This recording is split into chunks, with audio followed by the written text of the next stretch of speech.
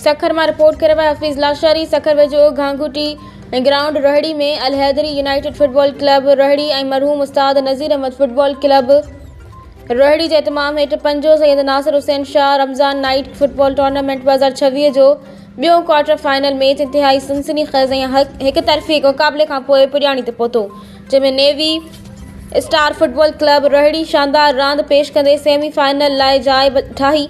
मुकाबलो navy star football club Rahri और Sukkur youth football club Sukkur विच में खेडियो वियो। मैच की शुरुआत खां ई नेवी स्टार टीम जा रिहाना हकमत अमली इख्तियार कंदे मुखालिफ़ टीम ते दबाव बरक़रार रखियो। बेहतरीन पासिंग, मज़बूत दिफ़ा और तेज़ रफ्तारी हमले सबब नेवी स्टार 0-5 के फ़ैसिलाती बरतरी से कामयाबी माणी। नेवी स्टार फुटबॉल क्लब रहड़ी तरफा रिहान अली 3 गोल करे हीट ट्रक मुकम्मल कई, जॾहिं त आदिल अली 1 गोल और अवैस शेख 1 गोल कयो। मुखालिफ़ टीम जो को भी रांदीगर गोल करण में कामयाब न थी सघियो। फतेह खां पोइ ग्राउंड ताड़ियुनि नारेबाज़ी मुबारकुनि सां गूंजी उथियो, जॾहिं त शाइकीन रांदीगरनि के भरपूर ख़ैरात जो तहसीन पेश कयो।